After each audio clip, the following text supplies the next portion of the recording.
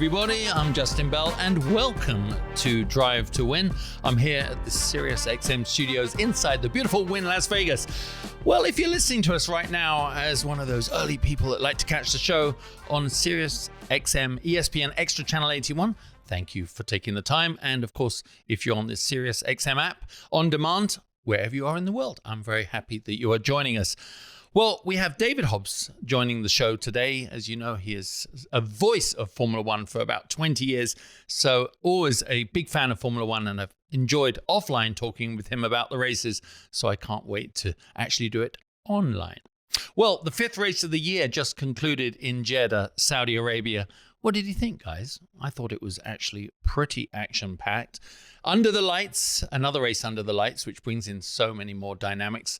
Do you remember the first time we ever saw that in Singapore? And you could just see the lights sparkling off the cars. I think the graphic designers, the brand guys for all the sponsors and teams put in extra effort to see how they were going to pop. And certainly when they came here to Las Vegas, the first time 2 years ago, just to see cars, Formula One cars in person is just something special. So I'm a big fan of the night races. And so, of course, of the drivers, because Saudi Arabia, one of the hottest places in the planet, and that for sure was one of the hottest races of the year. Well, Oscar Piastri won his third race out of 5, making a statement in only his third season of Formula One. And, early on we were always saying, he's got that raw talent. You could see it. You could see how he's maturing every race, and he's like a steel trap, just learning what was going on, learning from his mistakes. And there was that moment when Lando definitely had a clear advantage because he knew how to curate and manage the tires and get them into their operating theater zone. But everybody, including me, was saying, just you wait until he gets all those things right. He will be dominant and formidable. And so often in sport, especially in racing, you can take two feet forward and then 1 foot back. Oscar doesn't do that. I mean, it's just solidly 1 foot after the other as he ascends the ladder of brilliance in Formula One. So it was a goodie, right? And I think I might be right in saying that it was the first time that an Australian has headed the Drivers' Championship since his manager, Mark Webber, quite a long time ago, about 15 years. So that was pretty cool. Then, of course, Max was second, another top podium, and then Ferrari with their first podium of the year with Charles Leclerc. We'll dig into that a little bit later with David. But I really wanted to do a little bit of time travel back to quali again. We talked about quali when, Max's performance last week, and then I do want to talk about his performance this week because I don't know. I thought the last few minutes, the last 2 minutes literally of qualifying Q3 was scintillating. Just sitting there on the edge of my seat, that it was a true shootout between Oscar, Max and George, right edge of your seat stuff. Now, Max got pole by 0.001 or 0.01, which is you can't even do that with your hands quick enough for that difference. And certainly Ruth Buscombe did an amazing deep dive evaluation on Instagram. If you don't follow her, you should, because she's the brains of my guests always. And she just broke it down, and you could just see right in that last sector how extraordinary Max was at extracting the maximum out of his car. It shows how close they were. Obviously, one twitch and you lose, because one twitch for Lando Norris took him out of contention. And you could just see it, the number of times they replayed it. He was so fast through the left. As he went across the right, he's using all the road. The car, you get that compression on the right-hand side of the car, which pushes the weight to the left. He had oversteer, opposite lock as he came up. And if there had been a runoff area, he would have gone wide and carried on. And who knows, maybe could have got pole the next lap. But that was not to be the case. And he just plowed in, understeered, pushed, as the Americans like to say, into the left-hand wall. And, probably was a fair bit of damage, because it doesn't look much when you look at it in slow motion until you see the bloody tires flying around and suspension parts and everything. So clipping the wall for him would have definitely clipped his championship aspirations. Not the actuality of how he could run for the Drivers' Championship, but from a morale point of view, starting 10th, obviously that's the way it works. You might crash out of Q3, but you're guaranteed a 10th spot. And he even said, I'm having to push myself past my comfort zone. And his comfort zone is something that he operates very well in, but extending that is the mark of genius, is the mark of the best drivers in the world, or any athlete, actually. And I still remain a big supporter of Lando's. I think while he has more of a mental roller coaster, I do think that and his journey is definitely going to always be more turbulent than Oscar's. I think, he's got this innate talent, and it's going to be a long season. So let's just see what happens. He's got to find a better one-lap pace, but he has to find a new way to do it, not overextending himself, because overdriving is a death knell to all of us guys. I always find it funny sitting there, pre-race predictions versus the post-race reflection, because I was thinking, okay, Lando's going to start on the hard tire. They're having to take a gamble. It's until they do the long runs, they really don't know how it's going to perform. They're using their data and all their AI and all their analysts, but they were on a pretty safe strategy. And had there been a yellow in the race, I think mid-race he could have probably gone on and certainly been a contender for the podium, if not a win.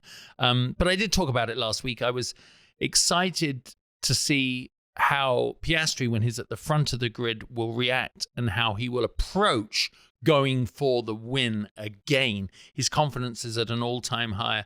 And for me, we talk a lot about inter-team rivalry. I just don't think Oscar thinks about it like that. I think Lando's just another guy to beat, to crush on his route to championship. And yes, there's one side he could see the minute Lando went in the wall. He obviously asked, as you would, is he okay? But that would have flicked something on in his brain to go, I know that I can apply even more pressure to the neck of my fallen comrade right now. And boy, he did do that. But he's got a mindset mindset of winning throughout his career. But his main thing would be, how does he deal with Max? And again, I don't think he does think about it. I would. I think he just thinks that's another guy to beat, and he's going to have to respect me. Well, we saw how that went, didn't we, go into the first corner? We'll dive into that a little bit more. Very briefly, you can't look on social media without seeing the future of Max. Everybody's talking about it. Everybody literally is talking about it. They're bringing it up in all his interviews. And Max is not talking about it. Where will he go? Will he end up at Aston Martin? Well, I want you to reflect back a little bit to, over a year ago, when the media were asking Lewis Hamilton about these wild, outlandish rumors that you might go to Ferrari. And he was, almost angry with them for refuting those rumors and saying, let me get on with racing. In the Formula One paddock, I promise you, there is no smoke without fire. So we have seen these various moves inside the paddock. This move to Aston Martin for a reputed over $250 million for 3 years' work. But a lot has to go right for Max to go there, and a lot has to go wrong. Even Helmut Marko, he put fuel on the fire when he was speculating, saying he had great concern about the Dutchman's future after the performance of the Red Bull. But come on, guys, they've had 2 podiums in 2 races, so it really isn't that bad. And we've seen Max do it. He is always going to be a threat for the championship. I'm sure one of the provisions, don't you, is you can keep that multiple world champion Fernando Alonso, but Lance Stroll will have to go, which is a no-brainer. But that'll be an interesting talk at home. But you're talking about billions of dollars here, guys, in Formula One budgets. There's no way you can keep someone who does a nice job. But Formula One isn't a place for nice guys in the end, especially when you've got a Max Verstappen maybe joining the payroll. So we'll see. I do think one of the things, just before we jump into our guest, is Red Bull's pace, for me, is not an accident. They are closing the gap to McLaren. I think they're playing that down a little bit. But just being up there, running the speed they are, pole position, you don't do that just off literally Max's ability. So I think we're seeing the team are able to dig as deep as anyone in the pit lane, and it's really, they're starting to become a threat. And I think Yuki is doing a great job. Even though he was taken out on the first lap, I think he's doing a great job, and certainly better than his predecessors have. in the last 20 races. Well, it's that time of year again, guys, to get your plans in order to attend the 2025 Concours right here at the Wynn Las Vegas. This year's event is a weekend-long celebration that promises to be the social event of the fall season, where the world's most prestigious cars and top automakers will grace the greens of the Wynn Golf Club for the 2025 Concours at Wynn Las Vegas. The fourth annual gathering features an expanded showcase of more than 250 unique cars within 4 judged and non-judged categories for vehicle entry and display. The event will take place from October 31st through November 2nd. If you want more information, head over to lasvegasconcours.com. Well, let's bring in my guest, David Hobbs. David, former British racing driver. I have known him literally all my life. He raced, won quite a few races with my father with BMW. He was actually in 1969 inducted included on the FIA list of the top 27 drivers who really have done something in world motorsport.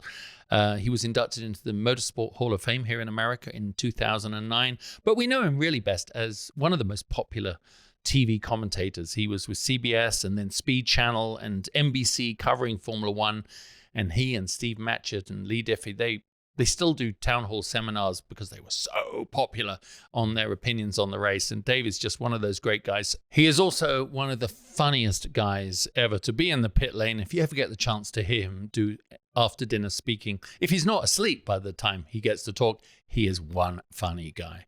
Well, hello, David. Welcome back to the show. How are you, mate? I'm very good, thanks, Justin. How are you? Really good.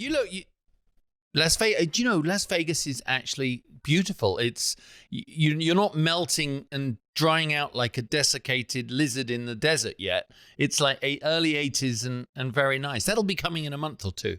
Well, listen, I'm really obviously excited to get you back on because I know you watch the Formula One avidly, and I'm sure you still have your commentator head on sometimes. Like, God, I wish I could discuss that. So, I mean, we'll kick it straight off. I was really excited for the start of this week's race.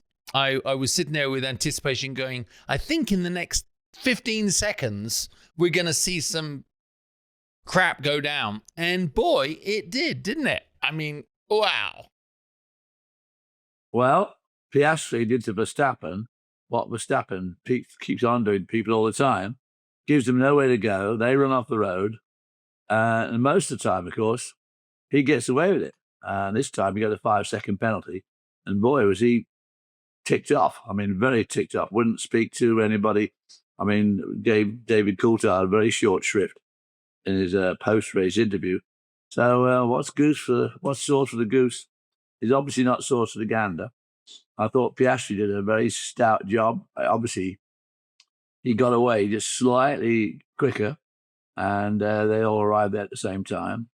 And Piastri certainly drove a great race. And I've had my eye on him for a year and a half now. He's obviously going to go quick, and I think he's slightly quicker than Lando Norris, and certainly a lot less flappable. He's very unflappable. And it was a pretty good race. Charles Leclerc had a great race for Ferrari. Unfortunately, Al Lewis had an absolutely abysmal race, and he is very much down in the dumps as a result. Yeah.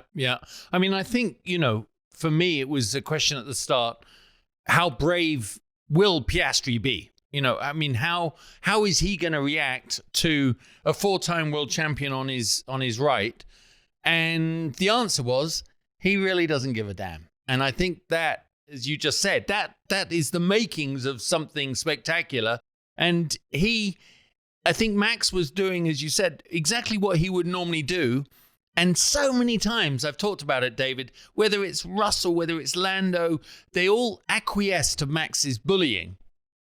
But this time he had someone that is like, I don't care who you are, mate. I am going through that corner. And I think it was unfortunate, wasn't it, for Max? He did immediately get on the radio and say, but in the driver's briefing, they said, if you run across there and you don't gain advantage, it's just going to be part of the first lap melee.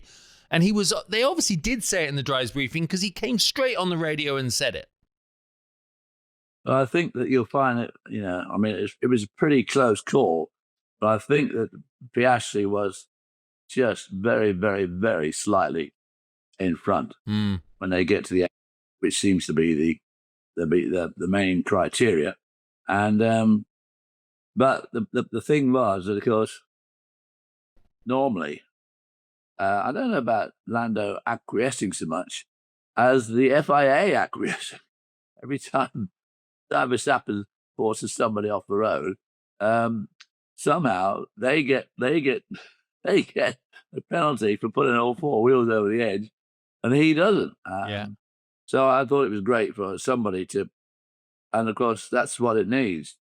And Piastri has obviously got very large attachments, and wasn't going to take any, what from anybody, including Verstappen. I think that's the big difference between Piastri and Lando, is that, like you said, he wasn't fazed by the 4-time world champion on the outside of him going into turn one. And I think Lando still just sort of kind of feel a bit nervous about trying to take on Verstappen, but I think Piastri will.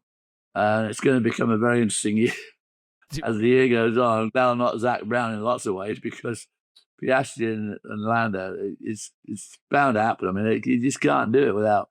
There's going to be some real, SH1T down the road, I'm sure. Hitting the FAN, not the FIA, is going to be pretty wild. Yeah, thinking back in your memory, which I know is just like a steel trap, David, but you've witnessed so many of these head-to-heads between the best of the best in Formula One. Who does it make you think of when you see the potential rivalry coming up between Max and Oscar? Well, of course, the big rivalry the biggest rivalry probably of all time was Prost and Senna. Also, McLaren, funny enough. Senna came on board. Prost had been the king of the hill for a long time. Senna comes on board and was obviously just slightly quicker straight away, and beat Prost into submission. And that was a tremendous rivalry. Schumacher never really had anybody in his teams who was at his level. Barrichello was the closest probably, but nobody ever really matched it. It wasn't really a problem. I mean, he solved that. But the big one was Prost and Senna. And we know how that ended. And we know how that one ended. 2 years in a row, didn't it? It ended with them hitting each other. So exactly, and both accusing the other. And of course, the final straw was when Senna ran into Prost at turn one in Suzuka, which I thought at the time was pretty blatant. I mean, he said it was. I mean, he just said I ran into him. Yeah, because he probably should have been banned actually for life. What was his penalty for that? I can't remember. He won the world championship. That was his penalty. Okay, good. Yeah. I mean, it was pretty awful, really. Yeah, Quite honestly. But so I don't think we're going to see anything like that this year. But it is going to be interesting, the dynamic at McLaren. Oh, yeah. The youngest lad. I say Piastri is not English, he's Australian, and Piastri, of course, is still very young and doesn't have a tremendous amount. I mean, how many races has got under the belt? I'm not quite sure. Is it? Well, if you times 2 years by 24 races, 48 races, nearly just over 50 races. Yeah. So he's, he's got a lot of things to learn yet. Yeah. It's going to be interesting to see how the year goes. And of course, the field is so close now. Yeah. That Saturday is just hugely important. Obviously, at Gallo, Saturday has always been the day. But now it's sort of getting like that everywhere, because I'm not a big fan of the circuit, that Jeddah circuit last week. I just find it incredible that the FIA and the drivers, who are all so incredibly safety conscious in this day and age, we got to have more runoff area. We got to have more tire barrier. We've got to have better barriers. We got to have better everything to make it safe. And they let them race at that place. They're doing 200 miles an hour around all those subtle bends, which from a driver's viewpoint, although 10 inches off the floor, Yeah. I mean, he can see bugger all. Yeah. And he's doing 200 miles an hour, and you never know what's going to come up next around the corner. And I do find that extraordinary that they built that track in this day and age. And Charlie Whiting, of all people, gave it his blessing. But to me, it is probably the most dangerous track out there, because when something goes wrong there, it's going to go wrong in a big way. Yeah. They're going so fast. I mean, you're spot on, but do you remember that moment when Oscar went round the outside of, was it Lewis or was it George?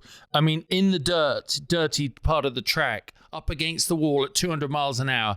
You talk about his attachments. Well, I think he actually had the bonus kit on for that move, because I was just like, he would be 2 minutes, 2 seconds earlier in the next world, wouldn't he? Rather than staying in this one if that went wrong. Oh, he obviously feels the fear. No. So he's very brave, which again was demonstrated on Sunday when he just stuck his neck right in there, or stuck his nose right in there and kept it there. But that overtake, that round the outside, who was it he passed?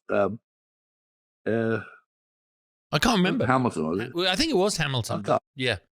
But it was pretty bloody brave. Yeah, wild. And of course, you put an awful lot of trust in the guy next to you. Yeah. You know, he's not going to push you off the road. Yeah, yeah. Well, you mentioned how close the lap times are, but I think it's also time to talk about whether the penalties, which they hand out like lollipops, are actually proportionate to the delta between the cars now. You know, when you used to do a 4, 5, 7, 8 second pit stop with refueling and all that, and then you had 2 to 3 seconds covering the top 20 cars. Now it's down to 4 or 5 tenths and milliseconds. A 10-second penalty is basically like asking you to pitch a tent for the night and, take a nap. Let alone, and a 5-second one, which Max got, is still a hell of an onerous burden to carry throughout the race and strategically deal with. I don't know how else they can do it, but I find the penalties inconsistent, David, and it changes the shape of a race in a way that as a fan, I'm not sure is always great, but they do have to be penalized. I don't know how to deal with that.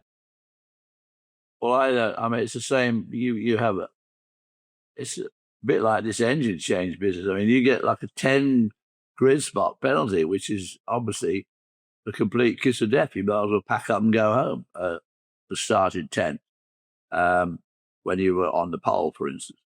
But I mean, yeah, you're right. I mean, as you say, in the old days, Jimmy Clark would be on the pole and he'd be a second and a half quicker than the guy next to him, and he'd be a second quicker than the guy next to him, and he'd be a second quicker than the guy next to him. Because that was in the days when you had 4 cars on the front row and 3 on the second row. Yeah. But the cars were like dinky toys compared to the modern car. So, yeah, I mean, the penalties. But I don't see how you can give somebody like a 2.5 second penalty. No, it doesn't work. I think you're stuck with what you've got in a lot of ways. You are. It's just the application of the penalties that seems to be so arbitrary. One guy puts all 4 on and that's okay. And somebody else does it, and they said, okay, it's a 10-second penalty. So it's the inconsistency that worries me. Yeah. That's my main concern. But, they are working on it. I don't think anyone intentionally sitting in the steward's room is trying to screw the race up. They're just going with the data they got. So obviously for Lando starting, all the way back in 10th, he was the beneficiary of the Yuki and Gasly, crash on the first lap. So obviously he's already 8th, and he gets up to, by lap 7, he's in 7th on the hard tires, pushing well. So Lando's got a good strategy, and arguably he probably had the fastest car of the race in so many ways. Meanwhile, up at the front, Piastri was keeping the pressure on Max, which I think to me looked like the perfect plan. And obviously you saw these great scraps with Lando as he overtook Lewis, and then, the whole DRS thing starts, they're able to use that and gets past Antonelli into 5th. I mean, it's good racing. You had to watch Lando making his way up. But pretty tough for him to know that right at the front, his teammate is, pretty much assured of a podium. But I want to talk about, while Max was obviously pushing hard at the front, Oscar, they've got to try and control. Lando and McLaren have to come up with a good strategy for Oscar. That is where, for me, the pit lane guys really earn their money, isn't it? Two different cars, same objective, but very different strategies. I can't even imagine the brain power that's going on. I must say that whether they keep saying, well, he's effectively a pit stop behind now. I don't know what the hell they're talking about. I mean, the whole thing just, I'm glad I'm not having to run out these teams. But yeah, I mean, and of course, the other thing that was brought out constantly the other day is just being in clear air, which, of course, again, is what makes being on the pole and making a good start so important. The difference between running in clear air and running behind him. Yeah. Even if you leave a bit of a gap, you're still in the dirty air, and it can make like a 4 or 5 lap difference in the tire life. Yeah. So the guy in front, which of course is what was ticking, Piastri off. He says, well, it's all very well give you 5 seconds down the road, but in the meantime, I'm going to lose 5 seconds because I'm stuck behind him. And I'm wearing my tires out quicker than he is. Although obviously the McLaren seems to be doing pretty well on tyre wear, which Lando Norris demonstrated by starting on the hard. Yeah. I mean, he carved his way through the field on the hard tyre, which of course lasted a lot longer. So, but it's a very interesting strategy. It's an incredibly complicated strategy of how you undercut, overcut, and in these pit stops. And as you say, they're all lightning fast. And then you only need one guy that suddenly got there's a 2-second gap between the drivers when one of them pits. And if he has a 3.4 second stop, which is pretty damn quick, but of course the other guy has a 2.5 second or a 2 second or a 1.9 second stop. Everything you've done, all that driving you've done, all that ball busting you've done, rushing around and around and around, all down the drain. Yeah, no, I know. I mean, Lando there was a moment, and the commentators picked up on it mid-race, that if a yellow came out, Lando could win. I mean, that's the gamble that they're all taking. I mean, literally, they played it perfectly on the strategy, and he could have put himself in a position to win. And that place, although there'd never been statistically a yellow after the first 10 laps or something at that place, but I thought it was really interesting. But of course, this season, David, what is so good, whereas and it's very easy in Formula One not to watch what's happening further back. We're really at the mercy of the world feed, aren't we, to see what's going on. And I know when you did the broadcasting, as I have on sports cars, you're like, yeah, but look at the battle back there. It's brilliant. And unless they cover it, you can't see it. But I was following the Lawson-Hadjar respective positions in the race because I've actually started to really like Isaac Hadjar for the way he quietly does his job. I enjoy his attitude. Obviously, he had a debacle in the first race of the season. He's super talented, obviously, but an interesting balance between him and Liam Lawson. Liam's still probably a little butthurt from his demotion from full Red Bull wings. But what do you make of Isaac?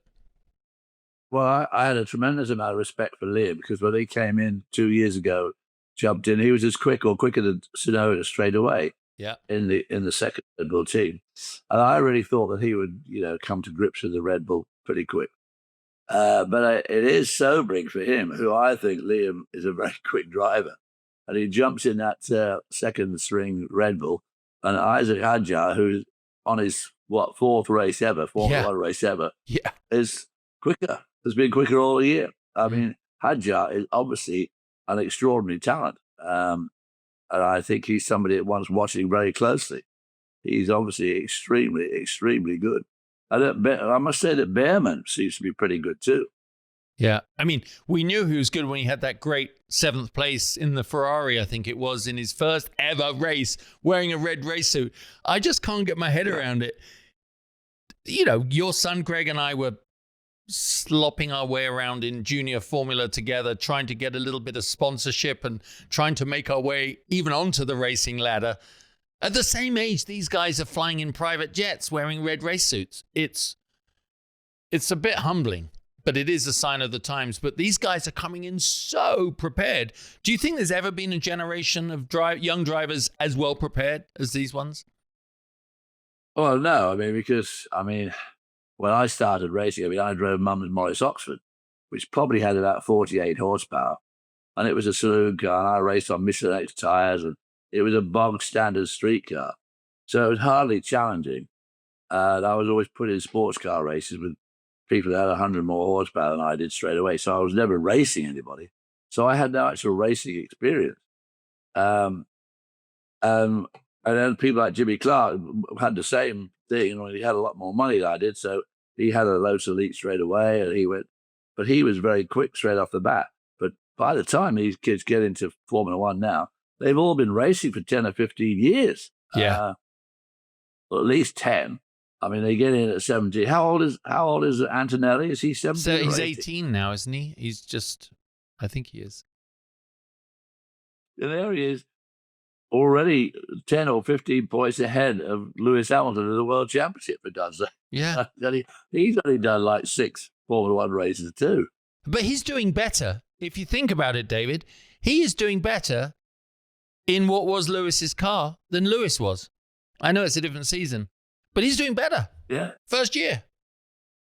I think the car has improved a lot. Lewis got out of that car just at the wrong time, but the car is obviously significantly improved because Russell is right there, sniffing right up there. But it's not as quick as the McLaren, that's sure. And of course, the other one that gets me is Red Bull. Everybody keeps saying what a piece of whatever it is. And yet, the last 2 races, he's been on the pole with it. Yeah. I know that he is an extraordinary driver. Verstappen is one of those very, very, very rare talents that comes along. He's obviously incredibly quick.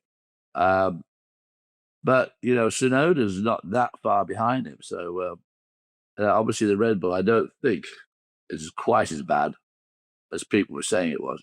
Last year it was, but obviously they've improved it enormously. Yeah, there's no way the Max factor can carry it ahead of the McLarens. No. If it's Max plus his car, and they are narrowing that gap, because every single person in that Red Bull team are the best in the pit lane, respectively. So, yeah, you mentioned George. Obviously, there was a moment Leclerc on Russell. It was around lap 36. He's catching him, and he had great pace, great tire strategy, and you're thinking to yourself, at that point, God, Ferrari are actually going to get on the podium here if they carry on like this.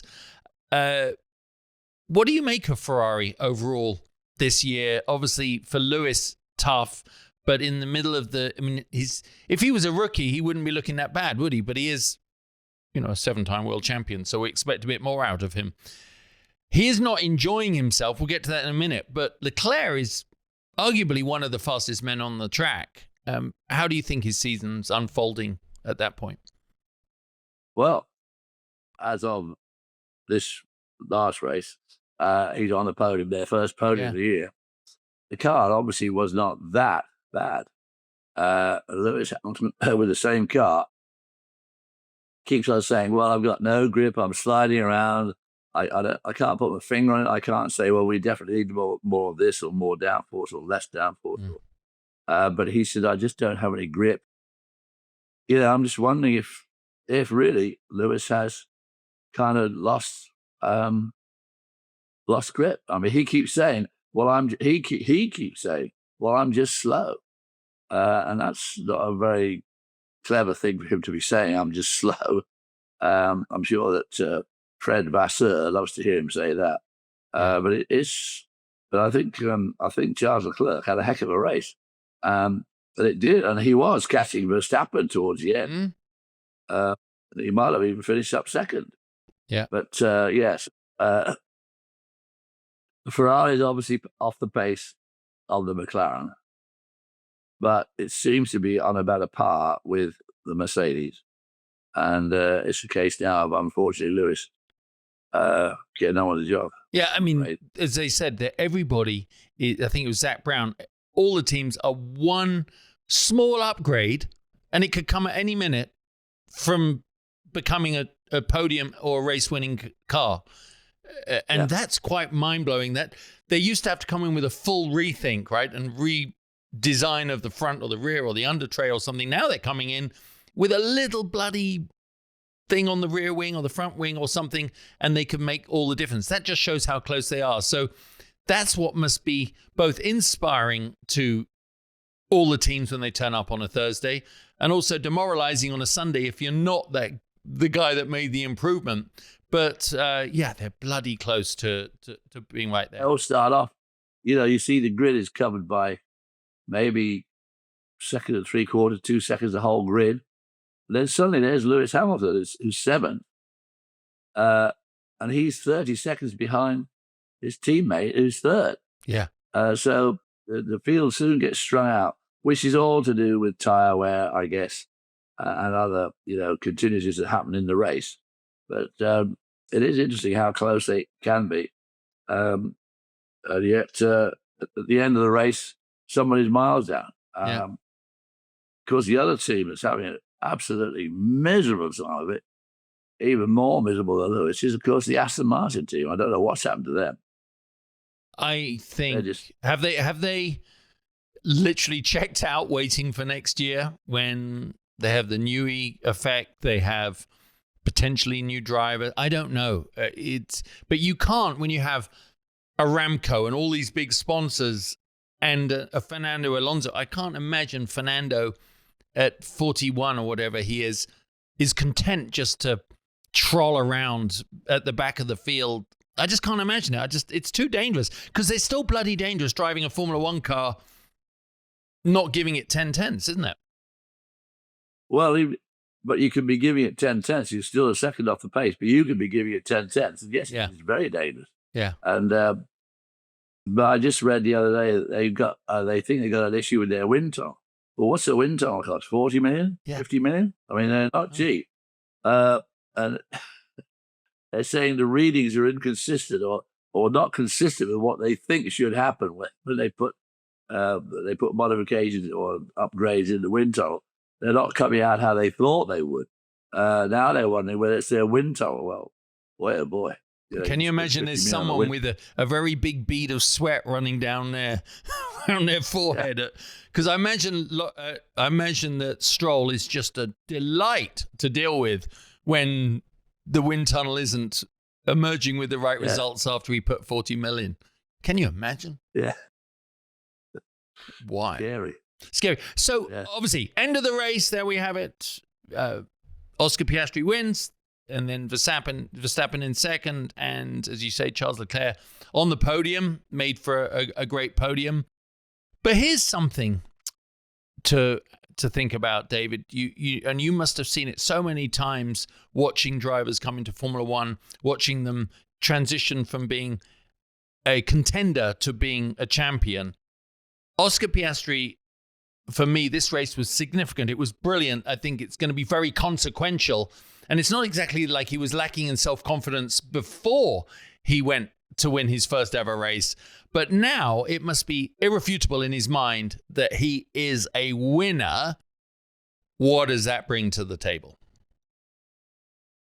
Well, I think, as we say, Piastri seems to have an incredibly old head on very young shoulders. He's only 23. Those two, he's had 2 wins this year already, right? So, I mean, he will be full of confidence. He knows the McLaren goes well at Miami, as was shown by Lando Norris last year. And now all he's got to do is keep his head and keep ahead of Lando. And he could, I wouldn't say he's got it locked up. It's a hell of a long way to go yet to say it's locked up. But he has a very good chance of becoming a very young world champion. But it takes a lot. I mean, by winning those 2 races, which is now, how many has he won now? 3 or 4? 3 out of 5, yeah. He must be absolutely brimming with confidence, whereas poor Orlando is not brimming with confidence. Verstappen is always brimming with confidence. So you sort of not worry about him. He's going to be he's always going to be okay. But I think Piastri has really got his act together. And of course, his manager, I mean, Mark Webber, you couldn't get anybody who's got his act together more than Mark. No. Those two sit down together. I'm sure they have some great conversations. And but apparently Mark Webber was absolutely infuriated that when they wouldn't let him buy it not the race this weekend, the one before, when he said, I think I can have a go at Verstappen, and they said their whole position. And apparently Mark Webber was absolutely enraged. So yeah, well, he knows what it takes, doesn't he? I mean, you just said it. So you got Oscar, Max, don't worry about him. And they have that ability, and this is something that exists in all athletes. And I think even in what you did and what I did at the levels we did it, was you have to start Monday, no matter what happened on Sunday, you reset the clock with this optimism and desire and ambition and self-belief, confidence and all that to wrap into the next weekend. Obviously, Lando's won 1 billion races in his life through karting all the way through and championships and stuff. And he finished 9 seconds behind the winner, which when you start 10th isn't bad. He had a great run. He's got to just get his stay upbeat, stay self-motivated, because I think he is a deep thinker. And he said, I just want to be perfect the whole time, but I've got to allow myself to realize I just sometimes won't be perfect, and I have to deal with it. And I think that was a very telling insight. And I mean, he's still very quick, because as you say, I mean, starting off where he did on 10th on the grid, and then I know that 2 cars in front of him dropped out, but they also slowed him up quite a bit, as everybody else behind him. So for him to finish up only a few seconds behind the leaders was really, really good.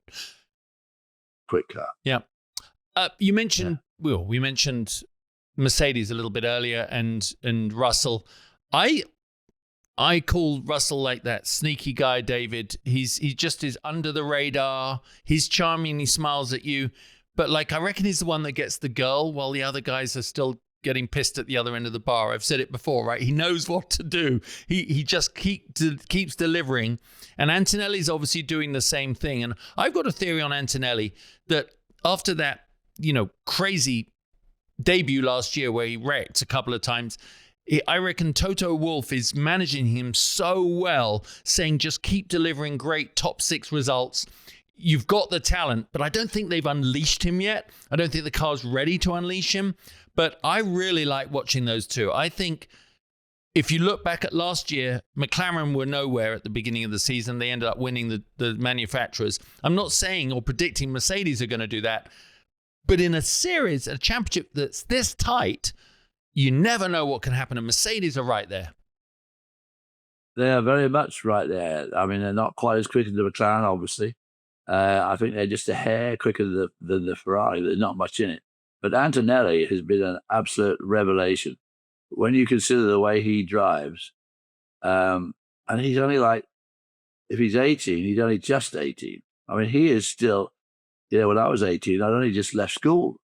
And I mean, there he is, humming right and matching Russell's pace most of the time. Nearly out-qualified him at the race before last. I mean, he's obviously extremely good. And he hardly done any races at all, really. Yeah. I mean, let alone Formula One race. He hadn't done much of any sort of racing. So he's obviously very, very quick. Yeah, well, it's always said, isn't it? Sorry, David, what did you say? He's got it all together. I mean, He's got it all for together, a kid of that age. Mind you, Verstappen won his first ever race in the Red Bull major team at Barcelona. And he held off Kimi Räikkönen in the Ferrari. But Barcelona's got that massively long straight. And of course, Kimi had the DRS every lap. And he held him off for about 20 laps because he controlled the pace through that chicane, which is gone now. But he held him off through that chicane leading onto the main straight. And every time he fooled him. And he was 17 at the time. So, I mean, some of these boys are just absolutely extraordinary. Yeah. When I was 17, I had to ask my dad and mum how to get to school, practically. I mean, well, you know what I was doing when I was 17, and it didn't involve a steering wheel. I was pretty useless. But, it's very tough because everyone... We know what yours involved when he was 17. But. It is another thing that I've really been watching is I like the Williams lineup right now. Sainz and Albon are having this bromance.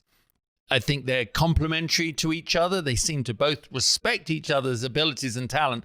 And James Vowles is looking like one heck of a team manager and principal in the way he's curating these two.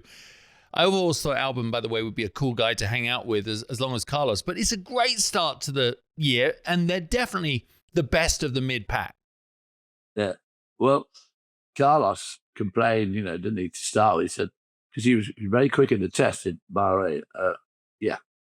And then the first two races, he was languishing rather down the field. He couldn't understand it, why he'd suddenly lost pace.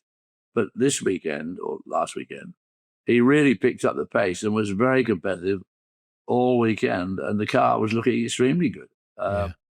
Very good. I mean, he was right up there with everybody. So obviously the Williams is not that far off the pace.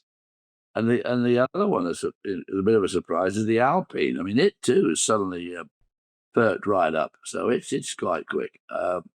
But Williams, I mean, James Vowles and Williams seem to be a very, very, very strong-willed team. Albon and Sainz make a really good pair. I don't think they're the best pair on the grid, but no. Sainz, of course, he must look at Hamilton and think, what the hell did they do? Why did they do that? Yeah, I was cheap at he was cheap at 25 million. Carlos was a good deal. He said I'd have done it for 40. I don't know. It's I just hope, David. I mean, quickly back to Lewis.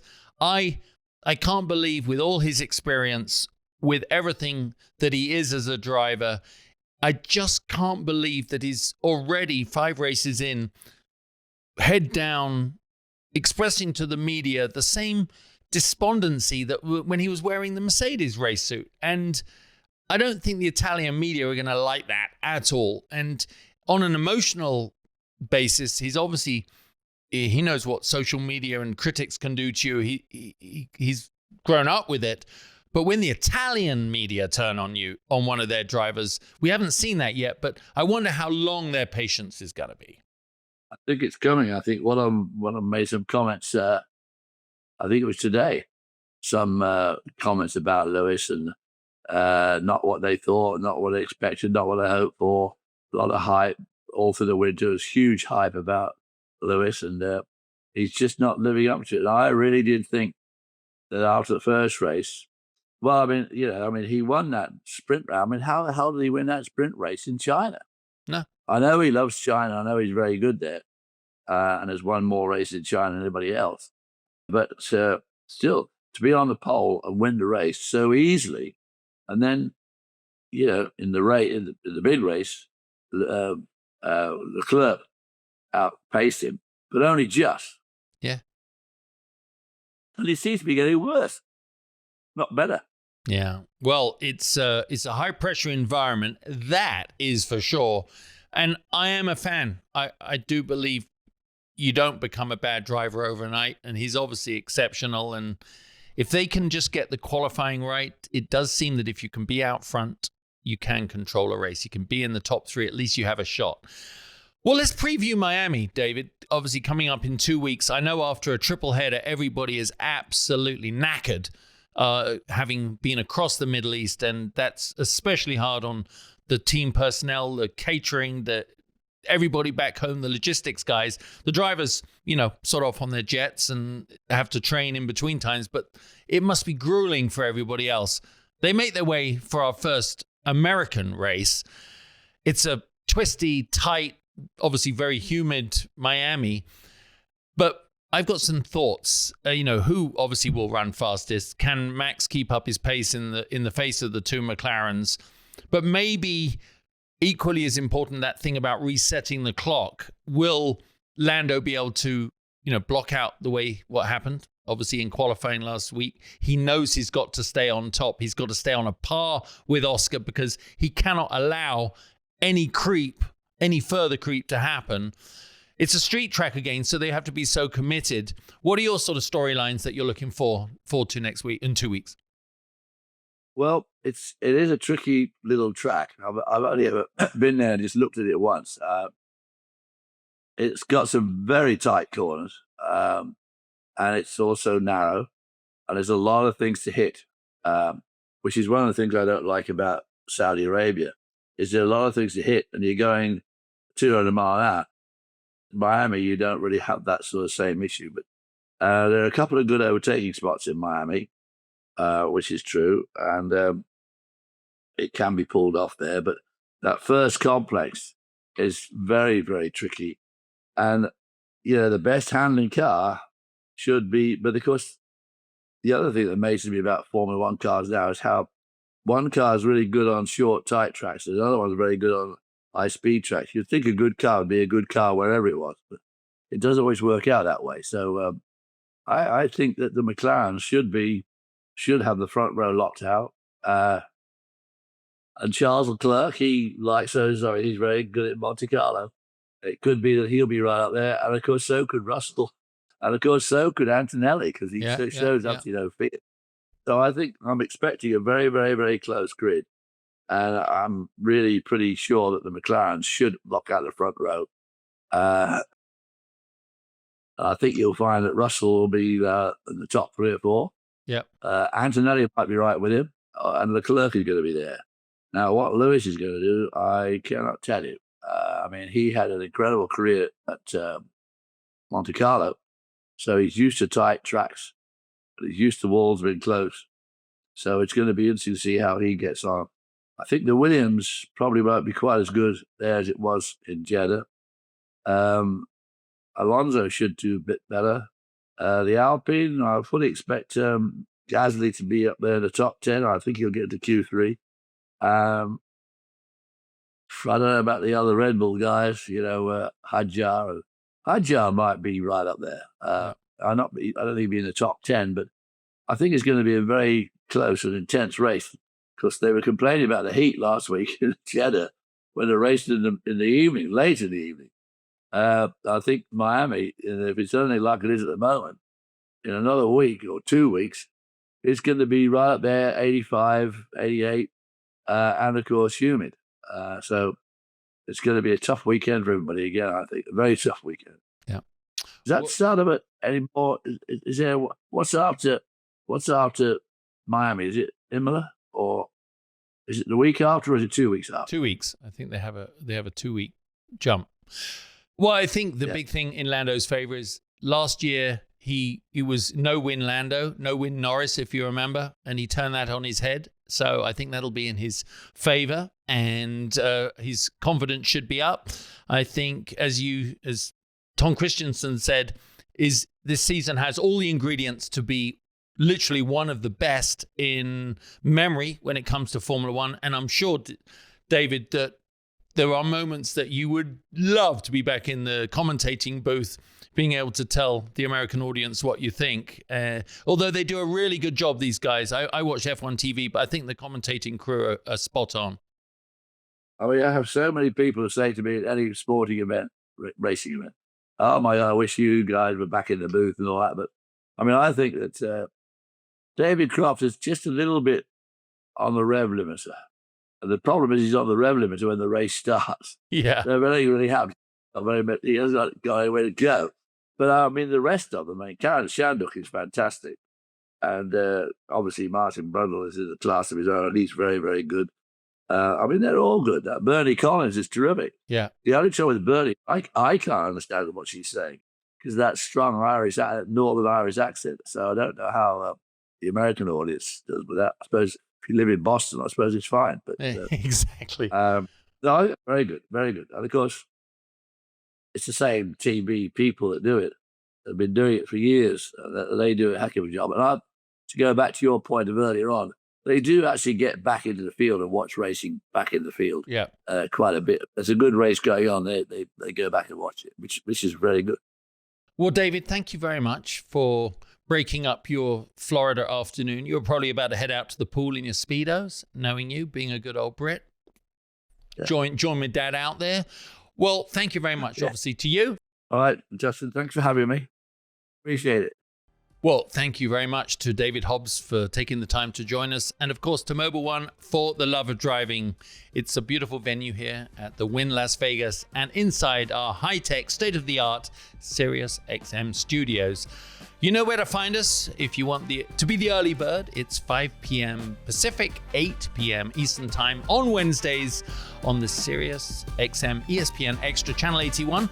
And then you can catch us on demand. All right, guys, see you in 2 weeks. Take care.